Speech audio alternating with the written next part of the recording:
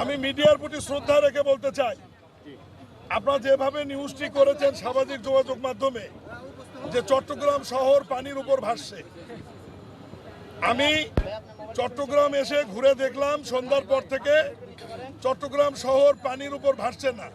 চট্টগ্রাম শহর সুন্দর আছে, যেরকম ছিল সেরকমই আছে। হঠাৎ করে অতি বৃষ্টির কারণে কিছুটা পানি জমাট বাঁধলেও সঠিক সময়ে পানিটি নিষ্কাশন হয়ে গেছে। আর এই জায়গাটি প্রবর্তনা না কি বলে, প্রবর্তনার এখানে প্রবর্তকের মোড়ের এখানে 60 কিলোমিটার আয়তনের একটি সিটি কর্পোরেশন।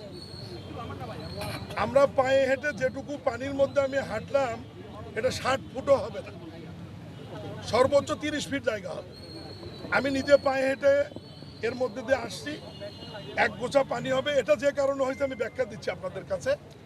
আপনারা জানেন যে সিটি কর্পোরেশনের অনেকগুলি খালের মধ্যে 36টি খাল সংস্কারের জন্য, পুনর্নির্মাণের জন্য, পানির প্রবাহ ঠিক রাখবার জন্য চট্টগ্রাম উন্নয়ন কর্তৃপক্ষের কাছে হস্তান্তর করা হয়, যেটা সংক্ষেপে সিডিএ বলে। চট্টগ্রাম উন্নয়ন কর্তৃপক্ষের ইঞ্জিনিয়ারিং ম্যান পাওয়ারের ঘাটতি থাকার কারণে তারা 2016 সালে যে প্রকল্পটি নেয় 19 সাল মেয়াদি, তারা সেনাবাহিনীর ইঞ্জিনিয়ারিং কোরের মাধ্যমে এই কাজটি বাস্তবায়ন শুরু করে। ঠিক এই খালটিরও এইরকম মাঝখান দিয়ে একটি ব্যারিকেড তৈরি করা হয়েছিল এবং ইঞ্জিনিয়ারিং কোর সেনাবাহিনী মনে করেছিল যে 15ই মের মধ্যে তারা কাজটি সম্পূর্ণ করে রিটার্নিং ওয়ালটি তারা উইথড্র করে নিয়ে খালটি সচল করবে। কিন্তু হঠাৎ এই সময়ের মধ্যে মহান আল্লাহর সৃষ্টি, বর্ষাকালের আগে অতিবৃষ্টি হয়ে যাবে, এটা না আমরা জানতাম না ইঞ্জিনিয়ারিং কোরের লোকজন জানতো। এখন যেহেতু ঘটনা ঘটে গেছে, দুই একদিন হয়তো এলাকার মানুষ একটু কষ্ট পেয়েছে, এখন পানি নিষ্কাশন হয়েছে।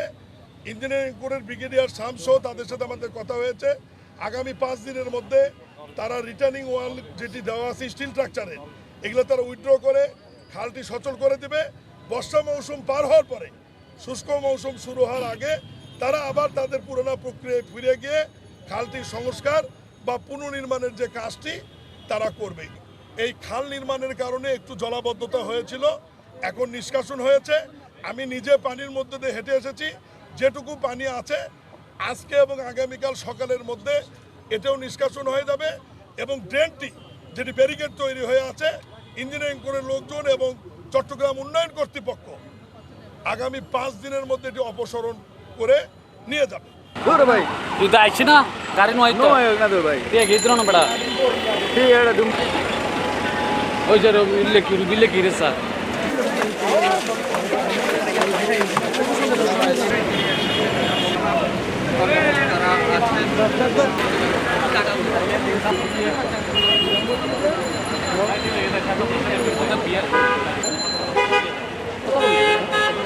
तो पूरा बुझाइले